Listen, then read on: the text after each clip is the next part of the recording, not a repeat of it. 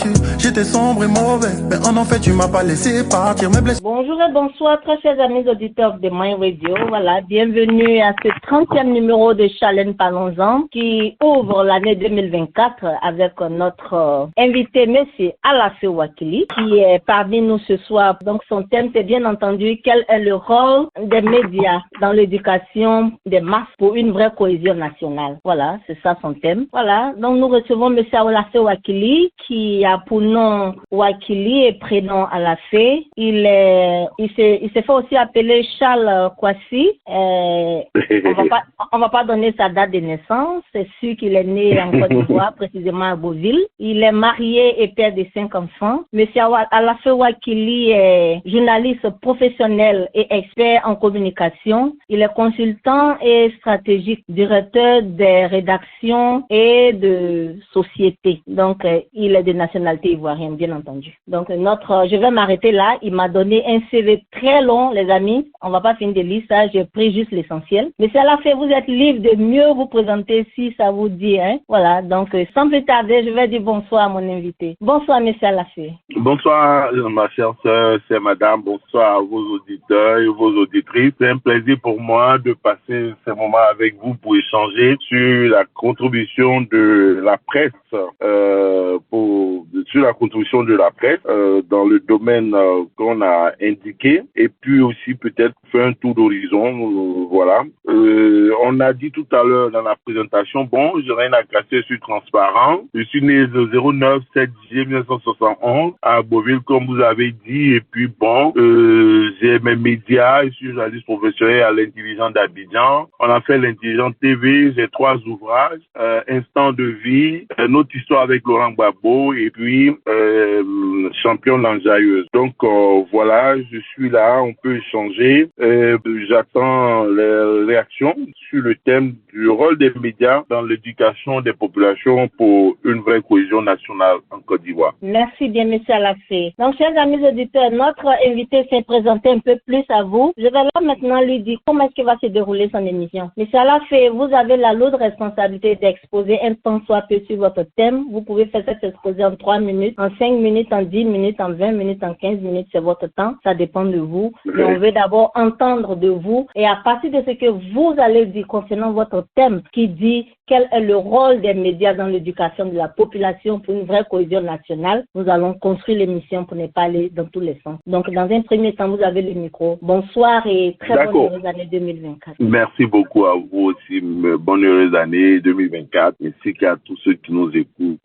Bonne heureuse année, paix et santé. Et le rôle des médias dans l'éducation des populations pour une vraie cohésion nationale. Bon, quand on dit médias, moi peut-être je vais entendre médias classiques. Et puis médias classiques, je vais entendre journalistes et responsabilité des journalistes et le rôle des journalistes. Parce que si on prend les médias dans leur ensemble, on peut parler des panneaux, de l'affichage, on peut aussi arriver aux réseaux sociaux numériques, aux médias sociaux numériques, avec ce que cela peut poser comme problème aujourd'hui en termes de régulation. Donc, je pense qu'on va peut-être démarrer par la question des médias classiques. Et bon, les médias classiques, la télé, la radio, les sites internet, les journaux, et puis les médias de communication connus classiques. Dans un premier temps, on pourra éventuellement aborder les réseaux sociaux numériques. Donc, moi, je parle des médias classiques, des médias professionnels, des médias connus et reconnus en tant que tels. Il est évident que leur rôle dans l'éducation des populations est important. Ces médias-là informent les populations. Ces médias-là ont des obligations. Ces médias ont des contraintes, mais en même temps, ils ont des devoirs et ils ont des droits. Le droit d'accéder à l'information et la capacité de donner ça aux populations. Et dans cela, il y a des règles, il y a des lois, il y a des procédures, il y a des comportements à avoir et il y a une régulation qui fait que ces médias-là ont des attitudes de responsabilité, ont des attitudes de respect des bonnes pratiques qui les incitent à contribuer à une bonne éducation, à une bonne information des populations. De ce point de vue, elles favorisent la cohésion sociale. Bien entendu, c'est aussi des médias d'opinion qui livrent leurs opinions, qui disent ce qu'ils pensent. Ça peut être des médias indépendants, ça peut être proche des partis d'opposition, donc proche de l'opposition, ça peut être proche des pouvoirs ou des syndicats ou des forces économiques. Donc, on a une interaction, on a des véritables confrontations d'idées. Ils se font dans le respect des lois, dans le respect des réglementations, avec la responsabilité. De ce point de vue, les médias contribuent positivement et efficacement à l'éducation des populations en faveur de la réconciliation nationale et d'une réconciliation nationale en permanence, parce que ce n'est jamais quelque chose de définitif. Bien entendu, des excès sont possibles, des dérapages sont possibles, des erreurs sont possibles. Des médias peuvent souvent produire des informations qui sont de la désinformation, peuvent avoir des angles qui peuvent inciter à la révolte les populations et créer des conflits. Cela peut arriver, mais bon, l'État est là, où les instances de régulation sont là, ou même au sein de la population, il y a un certain nombre de forces et de d'acteurs sociaux qui sont là pour tenter de réguler et puis d'éviter que la situation soit envenimée et aggravée. Donc, à titre d'intervention préliminaire, voici ce que je peux dire sur la question des médias du point de vue classique, des médias classiques, avec le journalisme professionnel ou les travailleurs de ces médias-là qui essaient de traiter l'information, de commenter l'information, d'analyser, de décrypter l'information en direction des populations, en direction de leurs lecteurs, et de ce fait-là, contribuer à la vie sociale, à la vie politique, à la vie économique et culturelle en créant les conditions d'une vraie cohésion sociale dans un climat démocratique. Voilà. D'accord. Merci bien. Oui, je suis là. Merci bien. C'est là la fin de votre exposé, monsieur Alafé? Oui, c'est la fin de mon exposé. Ok. Donc, ce qu'on va faire, je vais vous poser juste 2 ou 3 questions et ouvrir rapidement le débat. Voilà. Donc, monsieur Alafé Wakili, en 2 mots, sans vraiment faire cet exposé que vous avez fait là, est-ce que vous pensez que les médias jouent un rôle important dans l'éducation de nos populations? Bon, aujourd'hui, oui. Les médias, tous les médias, oui. Tous les médias, oui. Mais aujourd'hui, les médias classiques, parce que c'est important de toujours dire cela, la presse classique, les médias classiques ont été considérés comme le 4e pouvoir. Sommes-nous toujours le 4e pouvoir? Oui, un peu. Parce que malgré tout, la télé est là, la presse classique est là sur Internet, elle travaille parce que les journalistes sont là sur les radios comme des médias comme le vôtre, parce que nous avons toujours nos journaux, nous essayons d'interagir avec la population et nous avons la capacité de parler, de donner un avis. Donc les médias, oui, les journalistes classiques et professionnels contribuent à l'éducation des populations et essaient de jouer leur partition, et ils sont aussi confrontés à de nouveaux acteurs qui tendent à diminuer leur influence et leur impact, des nouveaux acteurs avec lesquels il faut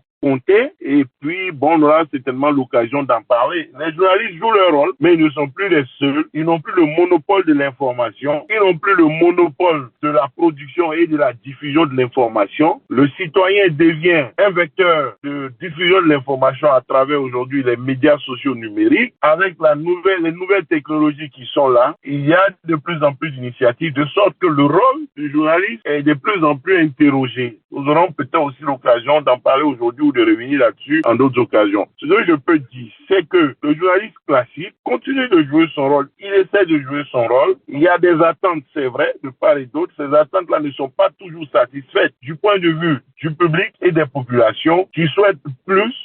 Cependant, des efforts sont faits par les journalistes pour exprimer les préoccupations des populations, les prendre en compte, leur donner l'information et leur donner les éléments pour obtenir une bonne compréhension des questions de leur environnement et de leur société. D'accord. Merci bien, M. Alafé. Vous avez parlé tout à l'heure de médias classiques. Quels sont les médias qui ne sont pas classiques? Donc, c'est les nouveaux médias, les médias sociaux numériques, ce qu'on appelle les réseaux sociaux. Parce que aujourd'hui, la communication au téléphone ou la rencontre entre des gens, c'est un réseau social. Quand on fait nos réunions, quand on échange dans des groupes, quand on crée des associations, c'est un réseau social, a priori. Donc, aujourd'hui, ce réseau social classique a été transformé à travers les médias sociaux numériques. Les médias sociaux numériques comme Meta, X aujourd'hui, ancien Twitter, YouTube, Instagram, LinkedIn, voilà, arrivé aussi peut-être le téléphone smartphones,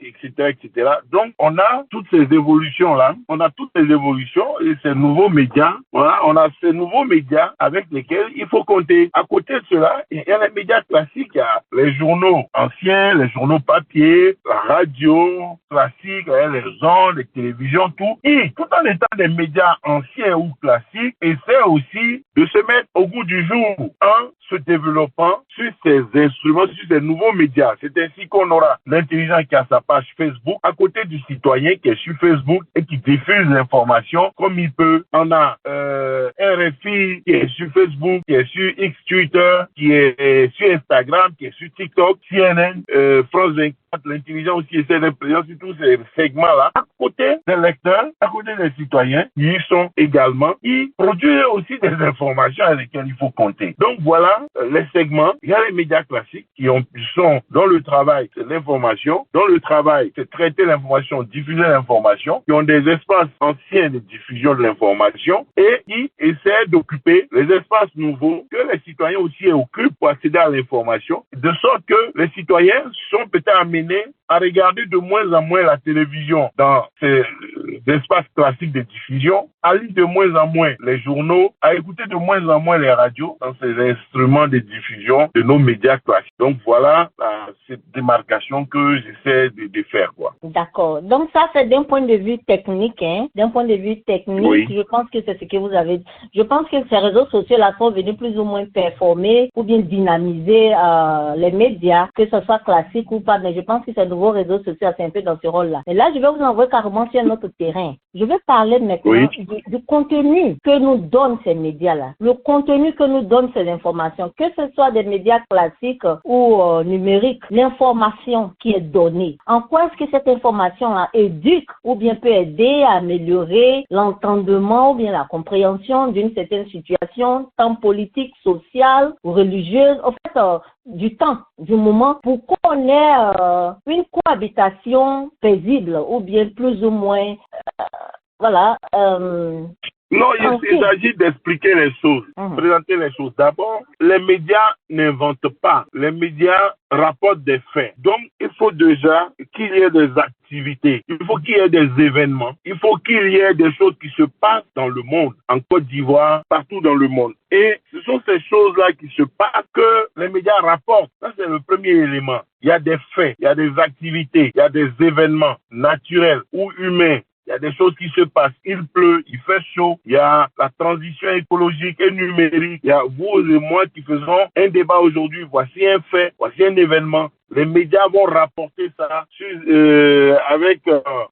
voilà. Donc, il y a ce qui se déroule. Donc, les médias en rendent compte. Les médias n'inventent pas. Donc, le rôle des médias déjà est de constater que des choses se font pour que les populations agissent, interagissent, pour que les populations bougent, voyagent, font leur commerce, les politiciens agissent, les acteurs sportifs jouent au football, au basket, on a la CAN qui arrive, il y a des activités qui se passent. Donc, le rôle des médias est de rendre compte de ce qui se passe et de dire voici ce qui s'est passé, et de dire voici ce qui va se passer, et de dire voici ce qui s'est passé, etc., etc. Donc, les médias ne fabriquent pas les faits. Les faits se déroulent et les médias les rapportent. Ça, c'est un. Maintenant, après les avoir rapportés dans leur fonction, les médias font des analyses, donnent leur opinion et font des commentaires. Donc, c'est ainsi que les médias contribuent à l'éducation des populations. Et ils doivent avoir l'esprit d'agir en respectant des règles, en respectant les lois, en respectant la dignité humaine, en respectant les femmes, en évitant de stigmatiser des gens, etc., etc. Donc, il faut avoir une attitude rigoureuse, professionnelle et responsable. Donc, les médias, c'est ça leur rôle. Les médias n'inventent pas les faits. Les médias ne doivent pas inventer. Si une société n'organise pas d'activités, d'événements, les médias n'auront rien à dire. Il faut déjà que des choses se fassent. Et les médias disent ensuite, les médias, à partir des prises de parole, des interactions des uns et des autres dans la société, les médias font des commentaires. Donc voilà ce que je peux dire. Donc dans leur mission de gestion de cet aspect des choses-là, les médias contribuent à l'éducation des populations et à leur bien-être moral et intellectuel. D'accord. Je vais vous poser une question un peu plus polémique et on va ouvrir le débat à nos amis qui sont venus vous écouter pour que vous ayez le temps de vous retirer. La question est la suivante. Je vais vous avouer carrément sur un terrain carrément très glissant, un terrain très politique. Par exemple, ce qui se passe en Côte d'Ivoire en ce moment. On parle de la cherté de la vie, on parle comment on dit, de la Cour des comptes, qu'il y a beaucoup de vols qui se passent en Côte d'Ivoire en ce moment. On parle il y a tellement de choses qui sont en train d'être dites. Est-ce que vous pensez que les médias qui sont appelés médias classiques font un vrai rapport de cette situation-là, puisque ce ne sont pas des informations qui sont venues des réseaux sociaux, mais qui sont aussi venues des médias classiques, comme vous le dites là? Est-ce que vous pensez que les médias classiques là font vraiment le rapport ou bien le vrai point à la société pour que la société comprenne ce qui se passe et qu'ensemble la société soutienne son gouvernement? Voilà. Bon, oui, d'accord. Voyez-vous, justement, un journaliste, il y a, comme on dit, il y a les faits. D'abord les faits, ensuite les événements, ce qui se déroule, les faits, et puis ensuite il y a les commentaires, il y a les analyses, il y a les opinions. La vie chère, oui, est une réalité. Chacun la sent à son niveau. La vie chère est une réalité. Le journaliste aussi est un citoyen, un consommateur qui sent la vie chère. Maintenant, le journaliste rend compte de la vie chère. Il ne peut pas nier. Il dit les prix. Si les prix sont 1000 francs, le journaliste ne dit pas que c'est 500. Il ne dit pas que... Maintenant, la vie est chère. Le journaliste écrit le prix. Qu'est-ce que les gens attendent du journaliste? Il devient un activiste, là, je ne sais pas. C'est ça le problème. Qu'est-ce qu'il attend? Sinon, les journalistes ne cachent pas que la vie est chère. Quand les Ivoiriens s'expriment, si vous vous dites que la vie est chère, je vous donne mon journal et je fais une interview, vous dites la vie est chère. Maintenant, il y a le ministre. Il dit oui, la vie est chère, mais il y a le contexte. Non, j'écris. Le problème, c'est que souvent, des gens sont mécontents de la vie chère. Peut-être ils attendent que le journaliste devienne syndicaliste ou devienne président de l'association des consommateurs ou bien devienne un relais, forcément, des partis politiques pour entrer en propagande en opposition contre le gouvernement ou bien ancien à des forces. C'est souvent là, à ce niveau, que se trouve le malaise et le malentendu. Il ne faut pas attendre cela des journalistes de mon point de vue. Ça, c'est un. Maintenant, de deux, relativement à l'actualité à la Cour des comptes. Pardon, monsieur Alaté, je ne vais pas vous faire perdre le fil, mais avant que vous ne continuez. Donc, vous êtes en train de dire que le journaliste doit avoir une position impartiale, n'est-ce pas? Il ne doit pas avoir des camps. Oui, en principe.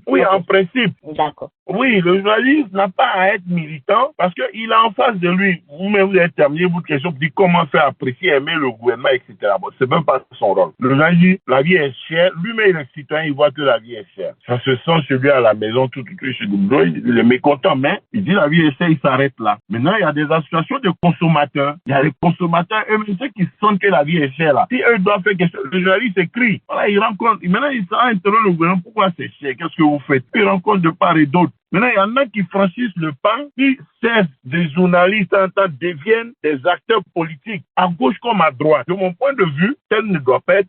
C'est libre, hein, le journaliste est citoyen, il peut le faire, il peut avoir des convictions, il peut entrer. Mais, comme un médecin, je le dis toujours, un médecin là, tu as le palu, si c'est palu, il va dire c'est palu. Si c'est tension, il va dire c'est tension. C'est pas parce que il est PPACI que ton palu va devenir diabète. C'est pas parce qu'il est RHDP que ta tension là va devenir une autre maladie. Le diagnostic est la même chose. Donc, c'est la même chose pour les journalistes. Que tu sois RHDP, que tu sois FPI, PPACI ou PDCI, le diagnostic doit être le même. Vous devez vous entendre sur un fait. La différence, c'est peut-être dans les commentaires. Sinon, le médecin, là, ou le pilote, là, la manière de rouler un avion d'Abidjan à Dakar, le pilote, là, il peut être PPACI, mais est-ce que quand il conduit l'avion, là, ça intervient? Mais pourquoi les journalistes sont venus dire que c'est un métier spécifique et qu'on peut prendre pour faire n'importe quoi sans s'entendre sur des bases? C'est des bases de départ. Ouais, le journalisme, c'est pas un métier à part qui permet de faire n'importe quoi a priori. Et même quand on a une conviction, on doit pouvoir s'entendre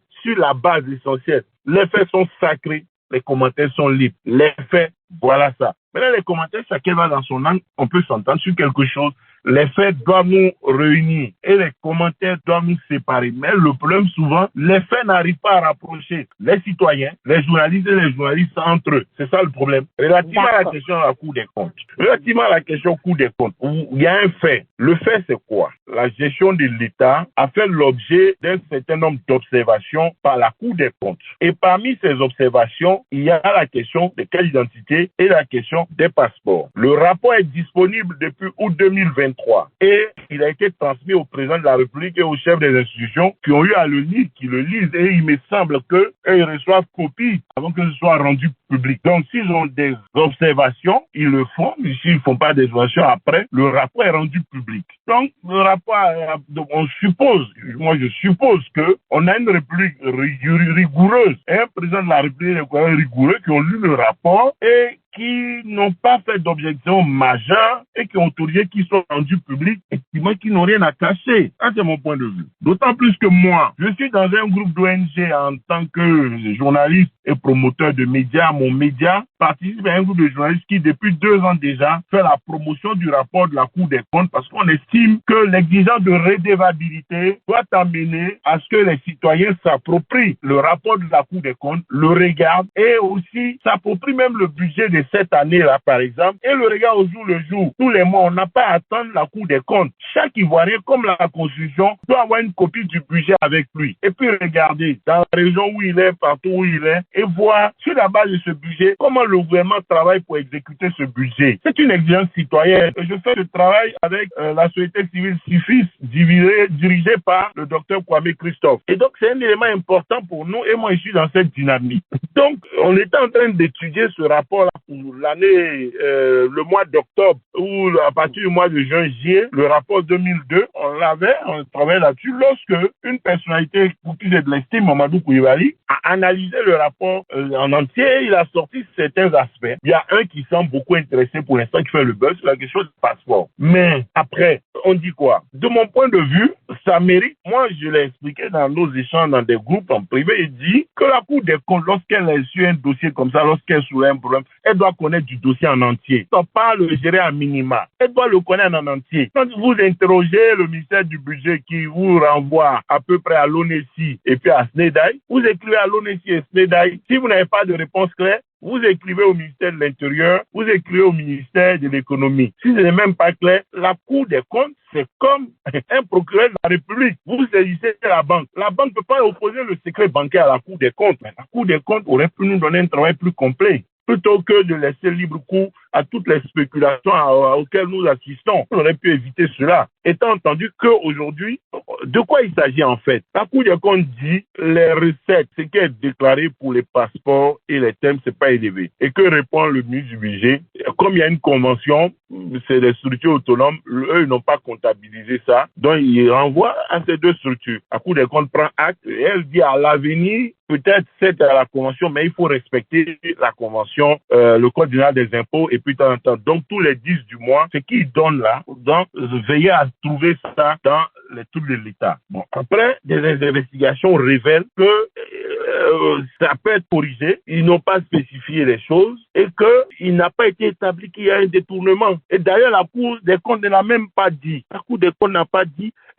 Peut-être chacun suspecte, mais la Cour des comptes n'a pas détecté de détournement. Donc voilà l'actualité du moment. Il commande que chacun peut investiguer pour savoir de quoi il s'agit effectivement. Moi, j'ai pu investiguer, j'ai un certain nombre d'informations là-dessus. Voilà, je vais peut-être demain, je dois être sur RTI, après je dois être sur NCI. Même en exclusivité, je peux vous dire que de 2019 à 2022, l'an dernier, d'après les informations, SNEDAI a donné 3,3 milliards à l'État. Maintenant, on a des informations, il faut des sources indépendantes et contradictoires pour vérifier que c'est exact. Parce qu'on apprend beaucoup de choses. Il y a des gens qui disent on fait 250 000 passeports par an, mais d'autres disent que c'est entre 40 et 60 000. Et à l'époque, en 2007, lorsque la convention a été signée, elle avait tablé sur 1 million de passeports. Donc, ce qui fait que le taux que l'on avance paraît exact. Ça fait 15-16 ans ça existe. Et à l'époque, la convention disait que les passeports étaient à 50 000. 1 an ou 2 ans après, ils ont baissé, c'est devenu 40 000. Donc, il y a eu des évolutions. Et il a été dit que les montants devaient être mis sur un compte sous le contrôle de temps. Donc, voilà des investigations que nous pouvons faire en tant que médias, mais au-delà de médias en tant que citoyens, intéressés par la question publique, ayant la capacité de comprendre un certain nombre de choses. Et mais en même temps, je dis que la Cour des comptes a davantage de moyens et de capacités pour accéder aux documents par rapport à nous journalistes. Parce que sinon, on demande à un ministère, à la direction des impôts, elle peut refuser de nous donner, alors qu'elle ne peut pas refuser de donner à la Cour des comptes. Voilà la différence. Sur nos difficultés par rapport aux prérogatives de la Cour des comptes. Voilà. D'accord. Je vais carrément ouvrir notre débat à nos auditeurs qui sont venus nombreux vous écouter. On va commencer avec M. Binaté. M. Binaté, allez-y avec votre question. DM se prépare et Mouloukou. Allez-y rapidement, les amis. Allez-y, M. Binaté. Voilà, bonsoir à tous et à toutes. Bonsoir aussi à notre invité, Monsieur Alafé Wakili, que je connais, un ami de longue date. Voilà, nous avons travaillé ensemble dans la communication il y a plus de 20 ans. Voilà, donc j'ai quelques questions, voilà, pour vous. Ma première question concerne un groupe, voilà, originaire à Tchang, voilà, qui a condamné le fait que on ait nommé Monsieur Cissé Bakongo comme le premier responsable du district d'Abidjan, alors que ça aurait été quelqu'un qui est originaire, qui est à Tchang. Alors, est-ce que ceci n'est pas une entrave à la cohésion nationale? Ça, c'est ma première question. Deuxième question, ça concerne la Coupe d'Afrique des Nations qui arrive très bientôt. Alors, est-ce qu'une très bonne organisation et aussi une victoire probable de notre équipe nationale pourrait aider à la cohésion nationale? Voilà, dernière question concernant le ministère voilà, de la, comment on appelle ça, le fait de mettre les gens ensemble, le ministère qui était détenu par le ministre Konan Bertin, non, oui, c'est Konan, non? Voilà, Radio Konan Bertin, excusez-moi, voilà. Alors, ce ministère aurait disparu des écrans radars. Est-ce que ceci montre que nous avons atteint nos objectifs? Voilà, donc ce sont mes premières questions à notre invité, à qui je dis grand merci pour le brillantissime de son exposé. Merci. Merci bien, M. Binaté. M. Alafé, allez-y. Oui, pour les actions, ça fait partie du jeu du débat. Ça n'a pas une menace sur la cohésion sociale parce que à côté des actions opposées, il y a vu qu'un groupe de femmes est content. Ils sont allés féliciter Bakongo. Donc il y a des actions mécontents, mais il y a des actions contents. Il faut faire avec. Ça fait partie de la démocratie. C'est pas une menace sur la cohésion sociale. Maintenant, oui, la réconciliation nationale elle n'est jamais terminée. Même avec un ministère, il faut la continuer. Il y a eu une commission avec le feu président Bagné. Après, il y a eu une autre commission Konari. Et puis après, il a été décidé de continuer ça à travers le gouvernement avec KKB. Aujourd'hui, le gouvernement a décidé de passer à une autre étape. Donc, ce n'est jamais terminé la réconciliation. Il y a toujours des débats et des tensions entre les populations. Donc, bon, il faut faire avec, quoi. Mais le gouvernement a décidé de passer à une autre étape. On observe. Oui, on réussit. On dit que la religion ou le foot aussi, c'est l'opium des peuples. Les peuples aiment le football. Si on réussit une belle organisation, si on gagne la coupe, la renommée de la Côte d'Ivoire, le bon nom de la Côte d'Ivoire. La Côte d'Ivoire rassemble. C'est-à-dire, on est divisé. Vous avez vu, le président Tidjane Thiam a fait un communiqué pour soutenir les éléphants, pour souhaiter qu'on réussisse. Dans les conférences du PPACI, Laurent Gbagbo et ses porte-paroles souhaitent la victoire des éléphants. Et on nous a rapporté une chose. Laurent Gbagbo, Feu Sidi Diallo dit qu'il allait le voir. Là, et il parlait des éléphants. C'est un fan des éléphants. On a vu Laurent Gbagbo fan des éléphants ici pendant qu'il était président. C'est pas parce qu'il n'est plus président qu'il va plus aimer les éléphants et la Côte d'Ivoire. Chacun a sa manière d'exprimer cela. Donc, une victoire, oui, va renforcer la cohésion nationale. Le drapeau nous réunit, les éléphants nous réunissent, en football comme ailleurs. Donc, c'est évident. Bien entendu, une défaite va nous réserver, nous tous, mais ça va pas nous déchirer, on va pas aller en guerre parce qu'on a perdu. Mais une victoire va nous rassembler davantage, ça va renforcer la cohésion nationale. Et puis, bon, après ces 2 ou 3 jours, après les gens passent à autre chose. Vous avez vu qu'au Sénégal, même si le Sénégal gagne 20 fois la Coupe du Monde, même si 20 fois la Coupe du Monde, s'il vient gagner, les problèmes du Sénégal vont pas disparaître. L'affaire Sonko sera toujours là.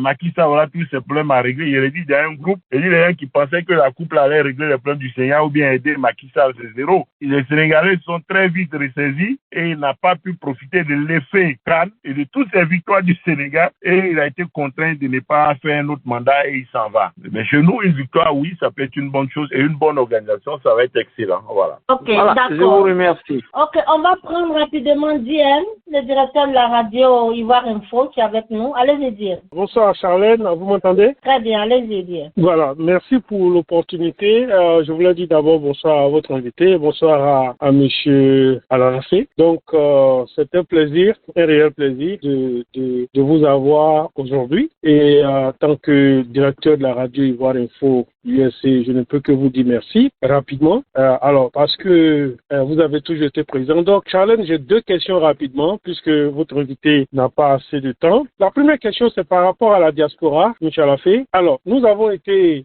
d'abord très heureux d'avoir été primés par votre radio, votre média, lorsque vous étiez, je crois, à New York il y a 2 ans. Et ensuite, nous avons été reçus, nous avons été reçus également à Abidjan il y a 1 année dans vos studios. Oui. Nous avons eu un très bon article. Merci en tout cas. Alors, la question à ce niveau, c'est au niveau de la diaspora. Qu'est-ce qui fait courir, monsieur Alafé? On vous voit toujours présent. Vous êtes aujourd'hui là, malgré vos occupations, avec la diaspora. Mais qu'est-ce qui fait courir donc comme monsieur Alafé, complètement différent des autres responsables de médias en Côte d'Ivoire?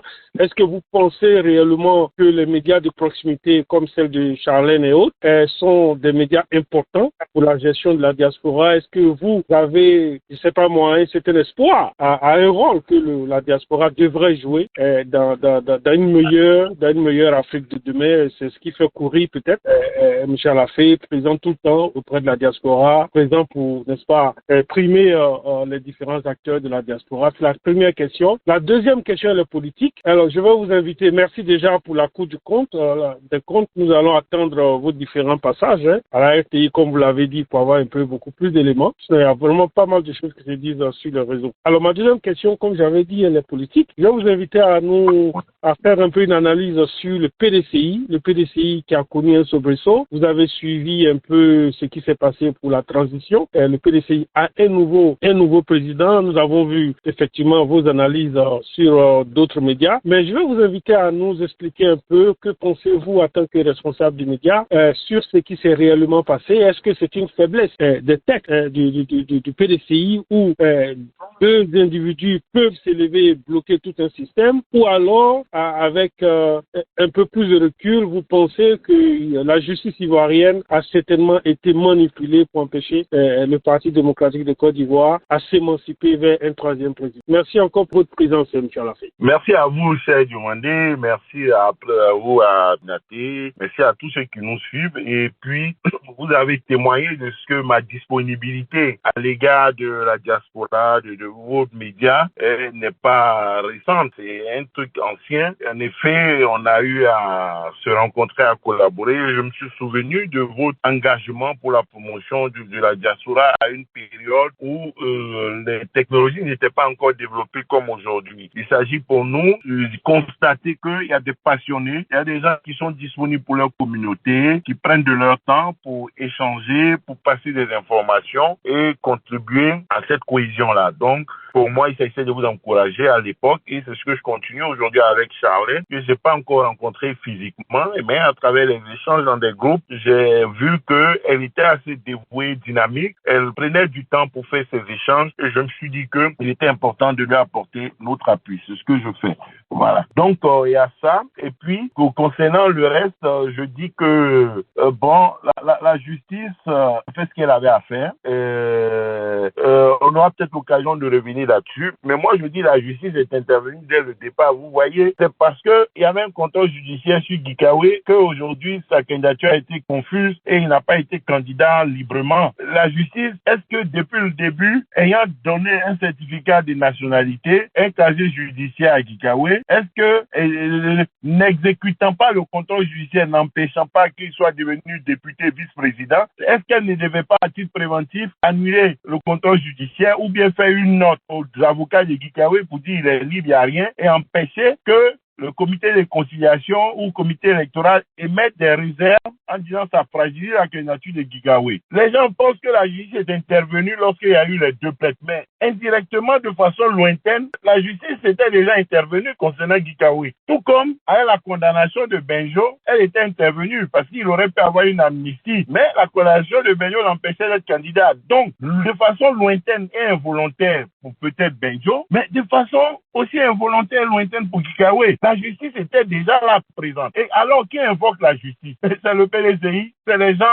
du PDCI qui disent « Ah, il y a une affaire à la justice ». C'est eux qui ont bipé la justice. Ah, il y a une affaire à la justice sur Kikawe, s'il est candidat, qu'il est élu, oubliant qu'on ne lui fait rien, quelqu'un va dénier PDCI, ça va être un problème. Donc après, la justice, peut-être les gens ayant vu, à cause de nous, Kikawe n'est pas candidat, on lève son contrôle judiciaire. Suspicion encore sur Kikawe, ça règle rien. Il dit, bon, c'est pas grave, il laisse tomber. Bon, après ça, il y a des gens qui saisissent la justice, 2 personnes. C'est pas la faiblesse du test du pays. Si le pays ne peut pas faire un test pour interdire à ses militants de saisir le tribunal. Mais il suffit de démissionner et puis j'ai dit non. Et maintenant, tu saisis. Donc, il n'y a aucun parti qui a les tests comme ça. Il y a une seule institution qui a cette prérogative-là. Et puis, dans une convention, un accord exprès, on saisit le tribunal du commerce ou bien on dit on règle nos affaires à l'amiable, on ne saisit pas le tribunal. Mais si ça ne va pas, le tribunal peut se saisir. Il y a une seule structure qui a, c'est la FIFA. Pour les questions de football. Mais en dehors des questions de football, il y a des gens de football qui peuvent être poursuivis pour corruption, pour autre chose, pour crime sans lien avec le football. Donc, voilà. En dehors de ça, un parti politique ne peut échapper à la justice. Voilà. Donc, Madame la directrice Charlène, on avait une heure, je pense qu'il reste 10-15 minutes. Oui, je suis resté plus longtemps que prévu. C'est vrai. On va rapidement prendre Monsieur Mouloukou. Voilà, Monsieur Mouloukou, allez-y rapidement pour notre invité. Allez-y, Monsieur Mouloukou. Merci, Charlène. Merci, Monsieur Alafé Wakili, que je connais un peu. Et je voudrais vous demander de passer mon bonjour à Monsieur Ali Diarasouba. Vous avez une émission là-bas. Et je suis, on est tous deux d'Agboville. Très bien. Vous m'avez reçu à l'époque. Bon, on est en quarantaine. Moi, Suleiman Traoré, je suis banquier. C'est le grand frère. Ok. Alors, pour parler de la presse, vous l'avez dit tantôt, les médias, c'est le 4e pouvoir. Je crois qu'on est d'accord là-dessus. C'est un contre-pouvoir en fait. En fait, il peut servir de contre-pouvoir face aux 3 pouvoirs qui sont l'exécutif, le législatif et puis le judiciaire. Mais lorsque vous êtes intervenu, vous avez dit quelque part que là j'étais un peu distrait. Je voudrais juste savoir, m'assurer que c'est ce que vous avez tenté de dire, qu'il peut avoir des médias qui sont pro-pouvoir et d'autres qui sont opposés à ce que le pouvoir dit. Je caricature ça un peu. Parce que bon, les médias fabriquent rien.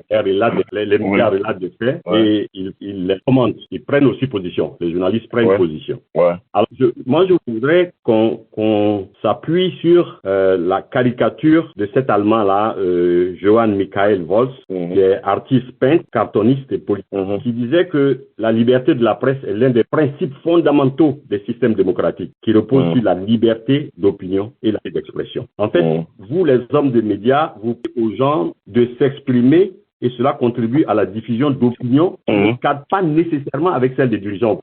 Alors, si on tient vos partis, il faut protéger la liberté. Je crois que vous êtes avec moi pour dire que la presse est libre en Côte d'Ivoire. Que la presse... Quelle est, votre position? La presse, elle est libre. Oui, bien sûr. Oui. Liberté. Oui. Il y en a pas, on ne connaît pas de nombreux journalistes qui sont emprisonnés. Bon, c'est vrai que par le monde, je crois qu'en 2020, 133, et sans d'augmentation, 2020-2021, en Côte d'Ivoire, je ne pense pas qu'il y en ait. Voilà. La question, c'est de savoir, vous, quand vous commentez les événements, vous mettez de quel côté? Ok, d'accord. La presse est libre, oui. La presse, son rôle n'est pas d'être forcément opposé. Voyez-vous, même dans les pays occidentaux, aujourd'hui, tout le monde, aux États-Unis, beaucoup soutiennent la guerre en Irak. Ils ne cessent pas d'être journalistes. Beaucoup soutiennent la guerre en Ukraine. La plupart des Américains suivent la politique de leur pays. Ils sont anti-soviétiques, ils sont anti-russes. En Russie, tout le monde suit la politique de Poutine. La majorité, ils sont anti-occidentaux. En Chine, c'est pareil. Donc nous, en Afrique, en Côte d'Ivoire, on ne va pas inventer des choses. On dit que sur cette base-là, moi, je me place du côté des faits. Les faits. On s'en tient aux faits, des faits établis. On n'accuse pas sans avoir les preuves. On donne son opinion sur des éléments fondés. En tant que journaliste, on reste pas dans les rumeurs. On peut avoir des soupçons. On peut ne pas aimer quelqu'un. On peut ne pas être content d'une situation. Mais on doit tenir compte des faits. Moi, je me place du côté des faits. C'est très important. Et j'ai insisté là-dessus, la question de la responsabilité. Donc, c'est sur cette réponse que je voulais donner en disant je reste disponible pour continuer le débat sur la question et reprendre les échanges à tout moment, en m'excusant encore. Parce que je suis obligé de partir maintenant. D'accord. Merci bien, monsieur Alafé. Je ne sais pas si monsieur Mouloukou est satisfait, mais bon, j'aurais dû le prendre en premier, il me semble. Mais bon, ce n'est que partie remise, comme l'a dit notre invité. Les amis, je suis vraiment désolée. Notre invité veut se retirer pour des raisons strictement personnelles. Et aussi, je voulais rapidement vous dire que le samedi 20, nous serons ici avec le PDCI. Il y aura beaucoup de bonnes choses qui vont se passer. Donc, samedi 20, soyez au rendez-vous. Si la Côte d'Ivoire ne joue pas, venez sur Demain Radio pour qu'on fasse un peu de politique. Donc, ça va être tout pour ce soir et vraiment merci encore, monsieur Alafé. Merci à tous ceux qui sont connectés depuis Zoom et la conférence call. Désolé pour ceux qui avaient des questions qui n'ont pas pu contribuer. Notre invité n'est pas aussi disponible. Donc, on va le laisser partir. Vous avez suivi le 30e numéro de Challenge Parlons avec M. Alafé Wakili qui nous édifiait sur le rôle des médias pour l'éducation des populations. Voilà, pour une vraie cohésion nationale. Merci encore, M. Alafé, et à très bientôt. Merci. Si, je ne sais pas, d'autres personnes veulent apporter leur contribution, veulent dire quelque chose par rapport à ce que l'invité a dit, vous êtes libre, on peut faire ça en 10 minutes. Ajouter quelque chose et puis on va fermer l'émission. Le rendez-vous, j'ai oublié aussi, la radio aura 1 an, notre radio aura 1 an le 11 janvier, donc jeudi 11 janvier, je vais vous inviter ici encore pour venir porter vos critiques à la radio et vous allez nous dire ce qu'on doit améliorer, ce qu'on doit continuer, ce qu'on doit arrêter. Donc le jeudi, à la même heure, nous serons ici avec tous les animateurs de Mind Radio, Chéri Ballet, Dr Koné, Mémé Dandilou et Maman Salim Meïté, nous serons tous là, seront disponibles pour vos critiques. Ça va être l'émission bilan et nous allons nous relancer pour 2024 avec The Mind Radio. Donc vous allez recevoir toutes les informations, les affiches et les spots. Oui, dis allez-y. Oui, on vous entend, votre micro ouvert, allez-y. Oui, bon, je voulais tout simplement rapidement réagir à l'émission parce que allez-y. Voilà, l'émission pareil et ne pas réagir, c'est pas intéressant. Je voulais vraiment vous féliciter pour cette disponibilité et puis de l'opportunité que vous donnez à la diaspora d'échanger, surtout même avec des acteurs réels de la vie politique en Côte d'Ivoire, vie religieuse, vie sportive, en tout cas dans tous les domaines, avec Pulcheli Bané plus précisément. Voilà, je voulais vous féliciter à ce niveau. Et puis bon, je voulais aussi féliciter l'invité du jour. Il n'a pas eu suffisamment de temps, peut-être que bon, nous sommes dans le courant de la CAN. Pour répondre un peu à la question du dernier auditeur, alors il s'est situé au centre pour ne pas être un média soit pro-opposition comme La Voix par exemple ou bien d'autres journaux Le Temps ou alors pro-gouvernemental pour ne pas être comme Le Patriote. Mais c'est une position assez difficile et assez délicate. Et ce qui fait qu'il est beaucoup accusé d'être pro-gouvernemental plutôt. Donc, il a développé que c'est plutôt les faits. Alors, donc, les faits, alors, il a accusé de faire beaucoup plus les faits qui vont, j'allais dire, à l'avantage du gouvernement. Alors qu'il y a des faits aussi de l'opposition qu'il développe, mais qui n'ont pas assez d'écho. Donc, il serait important qu'il revienne pour peut-être développer ce côté-là, pour se donner beaucoup plus de crédibilité auprès de ceux qui l'accusent d'être un peu plus pro-gouvernement. Merci. Les amis, qui d'autre veut intervenir concernant ce qu'a dit notre invité de ce soir? Et surtout, j'ai beaucoup aimé la partie où DM a dit qu'il faudrait qu'il parle aussi dans le sens de l'opposition pour se donner à lui-même du crédit. Et ça, c'est vrai. C'est vrai. Voilà. Qui d'autre? Oui, Lassina, allez-y. Ok, merci bien, Charlène. Bonsoir à tous, bonsoir à toutes. Si je voudrais intervenir sur les propos du dernier intervenant, ce qui concerne la question de la crédibilité de l'intervenant d'intervention pour l'opposition. Je pense que nous devons éviter de pousser les journalistes à être des journalistes. Il y a des journalistes d'opinion, il y a des journalistes d'information, que chacun fasse son travail. Je voudrais rappeler aussi pour l'histoire, pour la prospérité, qu'au moment après la crise post-électorale, et à la fin, il a accueilli les médias de l'opposition à l'enceinte de son média et il finançait la production des médias de l'opposition jusqu'à une certaine période. Donc pour dire que ça, dans ce sens-là, il est intervenu d'une manière ou d'une autre. Maintenant, il appartient à chacun, comme nous sommes tous aussi des journalistes, comme aussi des acteurs d'opinion, de prendre position contre des faits et aussi d'apporter les éléments probants. Parce que c'est ce qui manque forcément souvent dans l'engagement des journalismes, notamment en Afrique. On pense qu'on confond l'engagement militant et le professionnel du journalisme. Et quand on est dans ces fonctions, on a tendance forcément à être sur les paliers de la diffamation, de se retrouver dans les liens de la justice. Et c'est ce que nous devons éviter. Bien évidemment, oui, quand il y a des faits qui sont à discuter, qui sont à reprocher, que ce soit du côté du gouvernement, que ce soit du côté de l'opposition, il faudrait que le journaliste soit à équidistance de ces choses et pas uniquement que des faits. Ça, c'est la première observation que je voudrais dire. La deuxième observation, c'est de dire que véritablement nos sociétés, d'une manière générale, ont besoin d'être formées et d'être éduquées. Que ce soit des acteurs des médias eux-mêmes, que ce soit aussi des acteurs politiques, que ce soit aussi de la population d'une manière générale, parce qu'on a cette paresse de se mettre à distance et d'attendre que le journaliste vienne nous donner tous les éléments d'information. Nous-mêmes, en tant que citoyens, au titre de la redevabilité, comme il le disait tout à l'heure, nous avons l'obligation nous-mêmes d'aller aussi à l'information. C'est pour cela, quand il y a, par exemple, cette question de la Cour des comptes qui a commencé, ce que j'ai nommé le bad buzz, quand ça a commencé, après avoir consulté la convention, notamment la loi 789 du 27 décembre 2018, qui fonde notamment la Cour des comptes, nous sommes dit que la Cour des comptes a fait un travail intéressant, mais le travail, il est incomplet, en ce sens que la Cour des comptes n'a pas interrogé toutes les parties prenantes dans sa démarche. Donc, pour dire, nous, en tant que citoyens, on a aussi ce regard d'information aussi, et aussi de contradiction aussi des journalistes. Parce que les journalistes sont aussi des humains, ils vont venir donner des informations qui peuvent ne pas être justes. Et si nous prenons ces faits, et puis on se base uniquement sur ce que les journalistes disent, sans vérification derrière, à ces heures de réseaux sociaux, nous-mêmes nous mettons aussi en contradiction avec la loi. Donc, ce sont ces petites observations que je voulais apporter pour dire oui, il a fait un choix de positionnement, comme on peut constater, le Patriote a fait un choix de positionnement pour soutenir en son temps le RDA, aujourd'hui le RSDP au pouvoir. Le journal Notre Voix a fait un choix de positionnement idéologique pour soutenir notamment le FPI en son temps, aujourd'hui le PPACI, comme le Nouveau Réveil a fait un choix de positionnement pour soutenir le PDCI et aujourd'hui toujours le PDCI. Donc ça, ce sont des journaux d'opinion qui ont pris leur positionnement. Maintenant, il y a des journaux notamment d'information générale qui restent à équidistance des acteurs politiques. Maintenant que la prise de position des journalistes sur un fait ou un autre peut être interprété par des acteurs politiques de l'opposition comme notamment du pouvoir, ça va rester dans le cadre des opinions des uns des autres, mais le professionnel doit toujours primer sur les opinions. Voilà un peu ce que je voudrais dire pour dire oui, à un moment donné, pour la liberté du journaliste en Côte d'Ivoire, il a financé de sa propre poche. Ça sont des faits qui peuvent être vérifiés. Je ne citerai pas le nom des journaux qu'il a financé, mais on peut toujours vérifier ces faits qui ont existé. Il a financé pendant plus de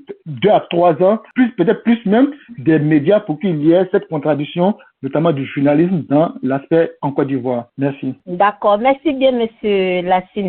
Je ne sais pas si vous êtes disciple Alafé, mais vous avez vraiment non, parce que non, je donne des informations parce que souvent on n'a pas les éléments d'information en fait, c'est ce que j'ai dit au fait. Parce que moi je ne le savais pas, mais c'est après des investigations, parce que à un moment donné, il m'a été donné aussi de savoir, mais tiens, le groupe intelligent d'Abidjan, c'est un média proche du gouvernement, c'est un média truc, mais dans mes investigations, je me suis rendu compte que lui-même, en son temps, il avait fait le fait de ses prises de position, notamment, et puis d'accompagnement, il a même fait la prison, comme à la CI en son temps, qui a fait une enquête sur la magistrature, en son temps, qui a fait des prisons dans ces différentes fonctions. Donc, pour dire, non, je ne suis pas un disciple, mais encore une fois, quand quelqu'un fait quelque chose, il faudrait que nous ayons aussi l'honnêteté de reconnaître, parce qu'il a soutenu des médias de l'opposition qui payait de sa propre poche pour dire, je ne suis pas forcément opposé à ce qu'il y ait la pensée unique dans notre pays. Il faudrait qu'on travaille dans ce sens-là. Ça, c'est le premier élément. Et le deuxième élément, quand il parlait tout à l'heure de la question, notamment de la Cour des comptes, aujourd'hui, nous faisons beaucoup plus de la spéculation sur les réseaux sociaux pour des raisons que chacun, bien évidemment, a sur le rapport de la Cour des comptes. Moi, je le dis toujours, allons à l'information et évitons de faire de la récupération politique et politicienne des faits. Et dans ce sens, lorsqu'on fait de la récupération politique politicienne des faits, quand on tronque les faits, ça peut nous amener à être face à la justice. Et si on est face à la justice, on va dire que non, on s'inspire du rapport de la Cour des comptes. Alors qu'il y a des données, il y a des choses que le rapport de la Cour des comptes n'a pas dit. Le rapport de la Cour des comptes n'a jamais dit qu'il y a eu détournement ou qu'il y aurait eu détournement. Donc ça sont nos interprétations, nos idées que nous prenons pour ça et ça peut nous conduire aussi à la justice. D'accord. Merci bien, Monsieur Latine. Je pense que aujourd'hui, plus personne n'a peur d'aller en justice, parce que c'est ce qui compte maintenant en Côte d'Ivoire. Point oui, point non, on est devant la justice. On va laisser expliquer là-bas. Rapidement, on va donner la parole. C'est M. Agnero. Et en même temps, profiter Allez-y. Et aussi, rassurez-nous que le samedi 20, on sera avec vous pour parler du PDCI et des nouvelles réformes du président Thiam. Allez-y. C'est sans faute, si Dieu le veut, avec la santé. Il n'y a pas de souci, je serai là. Alors, donc, je vais vite intervenir concernant la lecture du fonctionnement de la Cour des comptes. Je pense que j'entends beaucoup parler de travail non totalement bien fait parce que la Cour des comptes devrait appeler d'autres intervenants. Mais il faut comprendre que la Cour des comptes fonctionne comme un comptable de l'État. Et donc, le cahier comptable qui est devant la Cour des comptes, c'est le cahier comptable du ministère du Budget. Donc, une fois que la Cour des comptes a ce cahier-là devant, la Cour des comptes épluche que ce carnet-là. Et là-dedans, d'ailleurs, la Cour des comptes n'est pas ne fonctionne pas de manière accablante sur le ministère du Budget. La Cour des comptes est là pour dire au ministère du Budget, écoutez, c'est comme ça, c'est par rapport, c'est juste c'est un boulot consultatif, je dirais. D'ailleurs, ça se voit dans le rapport parce que c'est un rapport où ils font des propositions, ils disent des choses qui sont peut-être pas bien cadrées et le ministère a le droit de répondre pour expliquer, ça s'arrête là. Donc, quand ils voient qu'il y a des, comment on appelle, des vides comptables et que ils soulignent ça, ce n'est pas parce qu'ils savent pas qu'il y a des comptes séquestres, par exemple, parce que il y a eu un débat sur les comptes séquestres. Ils savent qu'il y a des comptes séquestres de l'État qui existent, mais c'est juste que ils posent simplement un problème, c'est que il y a une recette qui tombe et la recette ne reflète pas une réalité. Et cette réalité-là, on n'a même pas besoin d'être expert pour comprendre que le montant et la durée sur laquelle le montant a été perçu pose un problème. C'est comme ça que les comptables et les auditeurs font. Donc, de là à dire qu'ils doivent appeler, comment on appelle ça là, le SNEDAI, c'est pas comme ça que ça fonctionne. Eux, sur le cahier comptable du ministère du Budget, apparaissent les partenaires avec lesquels le ministère du Budget a fonctionné. Et eux, ils s'en tiennent à comment est-ce que le ministère du Budget a géré. Maintenant, après, si ça doit se poursuivre dans un besoin d'aller jusqu'à contacter le SNEDAI, ça peut se faire. Ils ont cette prérogative-là. Mais ils sont pas là pour enquêter comme si le ministère du Budget avait fait un problème. Non. Ils sont là pour auditer. Donc, c'est ça que je voulais apporter un peu comme contribution. Je sais pas comment je peux dire ça. C'est ça. Contribution, voilà. C'est ça.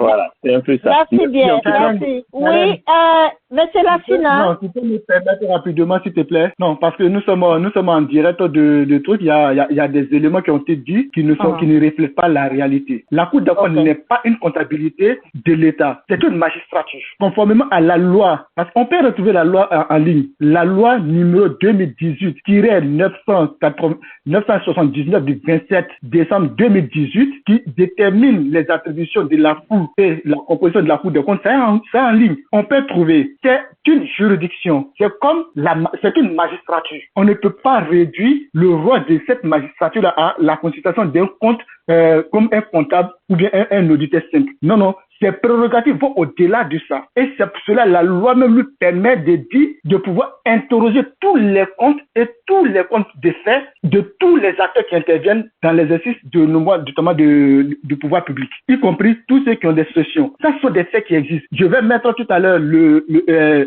l'ordonnance notamment sur la plateforme. Vous allez consulter. C'est pour ça que je dis allons toujours aux informations. Et si on va aux informations, ça nous permet d'éviter d'induire les gens en erreur. Ça, c'est très, très, très, très, très important. Et je voudrais dire, l'article 13 de la loi dit précisément, parce que quand on me dit, je vais prendre l'article 9, je finis rapidement. La Cour des comptes a des attributions juridictionnelles de contrôle de la consultation. Non, parce que, non, nous sommes sur une radio. Les amis, fermez vos micros. D'accord. Ok. Quand je prends l'article 13 de la loi, la Cour des comptes assure également la vérification des comptes et le contrôle contrôle de la gestion des sociétés, du gouvernement ou organismes que, quel que soit leur statut juridique, dans lesquels l'État, les collectivités territoriales, les personnes ou établissements publics, nationaux ou organismes soumis du contrôle à la Cour des comptes. Donc, c'est clair. C'est vrai, la Cour des comptes a fait un travail normal, intéressant, mais le travail a été, on va dire incomplet. En ce sens que la Cour des comptes, conformément à ses prérogatives, ne s'est pas adressée à toutes les parties prenantes dans le dossier. C'est pour cela que nous disons, oui, la Cour des comptes a fait un travail intéressant. Son travail va au-delà du cahier des charges d'un simple auditeur ou bien d'un comptable expert. Son cahier des charges va au-delà de ça parce que la Cour des comptes est une institution juridictionnelle. Et que ce soit Sinédaï, que ce soit ONESI, que ce soit même l'État, il ne peut pas faire d'opposition en termes de secret. On va parler de secret de compte. En termes de secret, il ne peut pas faire d'opposition sur les différents comptes qui sont notamment dans leur exercice. Mais attention à ce que nous disons. Mais c'est Laciné. Dans ce cas, comment est-ce que vous expliquez la sortie de ce single de Tikenja? Parce que ce single de Tikenja là a pu la politique selon laquelle il y a trop de choses qui se passent. Parce que vous aurez beau justifier. C'est pourquoi on veut que M. Alafi revienne. Parce que M. Alafi revienne. Parce qu'il peut pas. Je vais dire que cette information-là peut pas être allée comme une traînée de poussière. Sans que, je pense qu'il n'y a pas de fumée sans feu quand même. Je peux finir. Voilà. Non, c'est que je suis en train de dire. Je ne dis pas qu'il n'y a pas feu. Je ne dis pas qu'il n'y a pas fumée. Je parle des prérogatives de la Cour des comptes. Parce que en ce moment actuel, nous sommes dans la spéculation. Et cette spéculation est que il y a un travail incomplet qui a été fait par la Cour des comptes. Ça, c'est le premier élément. Le deuxième élément, oui, parce que quand on parle de visa résiduel, parce que c'est sur ça, on parle de trucs, les gens pensent que le visa résiduel, c'est quoi? Moi, par exemple, j'ai fait au moins 3 tours, par exemple, en Côte d'Ivoire cette année. Je n'ai jamais pris de visa. Le visa résiduel, c'est les personnes qui n'ont pas pris de visa en entrée, par exemple, dès le départ. Ça, ce sont des choses qui peuvent calculer, qui peuvent regarder. Moi, je ne regarde pas ça. Moi, je parle de la procédure. La procédure est que, on dit, voilà les parties prenantes dans une dynamique. Ok, voilà, madame Chalène, vous intervenez. Monsieur Agnero, vous intervenez. Ainsi de suite, vous avez des responsabilités vis-à-vis du pouvoir public. Monsieur Kokora doit faire un audit ou doit interroger les comptes. Monsieur Kokora s'adresse peut-être à Madame Chalène pour comprendre. Madame Chalène, mais tiens, moi, je n'ai pas ces informations dans mon cahier de charges. Et Madame Chalène ramène Monsieur Kokora vers Monsieur Agnero, bien Monsieur X. Monsieur Kokora est là d'aller vers Monsieur Agnero, bien Monsieur X. Dit, ok, ben tiens, comme Madame Chalène dit qu'elle n'a pas ces informations dans son compte, il conclut que non, voilà, moi j'ai trouvé ça, mais comme Madame Chalène n'a pas dit, elle m'a demandé de m'adresser à Monsieur Agnero, mais moi je n'ai pas fait ça. Non, le travail devient incomplet. C'est ce que je suis en train de dire. Je ne dis pas qu'il n'y a pas de feu, il n'y a pas de ci. Maintenant, ce qui concerne le single de Tikenja, ça c'est quelque chose, c'est pas cette année qu'il a fait la musique. Cette musique elle existe depuis un moment, depuis pratiquement 2020 ou bien 2022. Ça existe, donc il a toujours pris des positions très très très engagées et moi je l'encourage dans ce sens-là pour dire oui, on doit travailler nous tous en tant que citoyens à nous approprier non seulement le budget de nos États, et aussi interpeller nos élus pour qu'ils puissent aussi faire leur travail de contrôle, pour que nous soyons clairs, pour qu'il y ait la traçabilité de tout ce qui est engagé au nom de nous les peuples, nous les citoyens. Voilà ce que je suis en train de dire. Bien évidemment, ça, on ne peut pas le faire sans que nous-mêmes nous soyons dans les questions de dire, ah, mais tiens, dans les raccourcis pour dire, ah, mais tiens, mais non, il y a telle chose. Ah, c'est qu'il y a fumé, bien sûr qu'il n'y a pas de feu. Non, non, non. Pour s'assurer réellement qu'il y a de la fumée, ou bien pour s'assurer réellement qu'il y a du feu, il faut aller à la source des informations pour pouvoir mieux appréhender les choses et éviter d'être notamment dans les questions de jugement d'intention. C'est ce que je suis en train de dire. D'accord. Merci, monsieur Laciné. On vous a compris. Vous êtes nombreux qui voulaient intervenir. Je répète encore la loi. Les gens peuvent aller. Non, je répète la loi. La loi, c'est l'ordonnance numéro 2018-979 du 27 décembre 2018. Vous pouvez trouver cette ordonnance sur les réseaux, notamment sur Internet. Comme aussi vous allez au journal officiel, vous pouvez avoir toutes les informations. Vous nous évitez de dans ces interprétations. Merci bien, monsieur Laciné. Mais bon, on va pas empêcher les gens de s'exprimer, hein. Qui d'autre veut prendre la parole? Voilà. Oui, je voulais juste rectifier quelque chose. Est-ce que je peux, Charles? Allez-y, on finit avec vous, hein, et puis on ferme ça. Allez-y. D'accord. Voilà. Donc, je voulais encore repréciser que les comment on appelle ça là, les prérogatives dont parle mon frère Lassina, elles existent.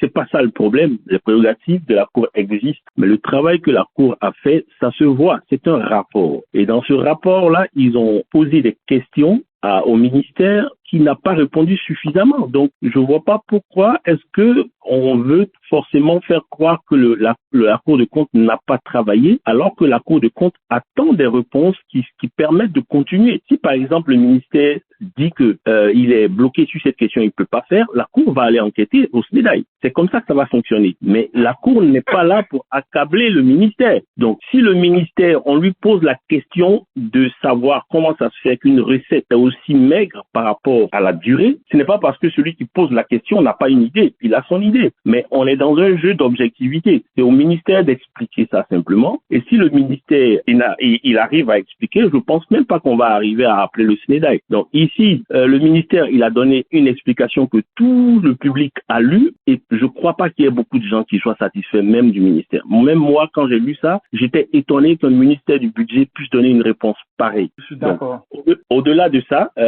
une fois qu'il y a ça qui est arrivé, la Cour des comptes n'a pas voulu accabler le ministère. Ils ont l'habitude chaque année de produire ces documents-là. C'est un citoyen qui a regardé et qui a publié son analyse. Et c'est comme ça que ça clashait. Donc c'est pour dire que si déjà dans le fonctionnement il y a de la légèreté comme ça veut dire que c'est une habitude de travail qui était comme ça. Mais quand on regarde objectivement ce qui a été fait, la Cour des comptes n'a fait que vouloir comprendre un peu la comptabilité du ministère du budget et apporter questionner des zones d'ombre. Et ça, quand c'est fini, ils ont fait un rapport, ils ont envoyé, ils ont bouclé. Donc pour moi, le besoin d'enquête, il n'est pas immédiatement là. Le rapport, il a été bouclé, ils ont eu la réponse qu'ils voulaient. Mais la preuve est que quand on a bouclé un rapport comme ça, il suffisait simplement que quelqu'un regarde ça et s'assure de voir que on reçoit un certain montant de recettes sur une année, alors que à regarder les bureaux les bureaux qui perçoivent le monde pour ces recettes-là, ça fait un peu bizarre. D'ailleurs, il y a des gens qui ont calculé déjà le nombre de personnes que ça devait faire comme recette. Ça fait 50 personnes pour une année de visa. C'est quand même un peu flagrant ou bien c'est choquant. C'est ça que je voulais un peu apporter. Sinon, pour le reste, les prérogatives et tout ça, elles existent. La Cour des comptes est une institution, mais cette institution-là, ce qu'on voit ici même en France, c'est que cette institution fonctionne comme un auditeur d'État. C'est ça que je voulais dire. Maintenant, après, c'est une question de mots. Hein. D'accord. Merci bien, monsieur Agnero. Les amis, nous allons nous arrêter là pour aujourd'hui. Dans tous les cas, c'était pas vraiment le sujet, mais comme notre invité est parti, on a permis qu'il y ait cette causerie-là entre nous. Vous êtes toujours nombreux à être connectés, c'est surtout chez Zeno et à la conférence call. Vraiment, merci infiniment. On n'oublie pas, rendez-vous est pris pour demain avec Picheri Balé qui va venir faire le point de l'actualité du mois de décembre. Et le jeudi 11, nous allons être ici encore pour l'émission Bilan. Tous nos animateurs seront là. Vous êtes invités aussi à venir porter vos critiques pour qu'on améliore la qualité des services avec des Mind Radio. Donc, merci et dormez tous très bien ce soir. Bonsoir chez vous. Goodbye.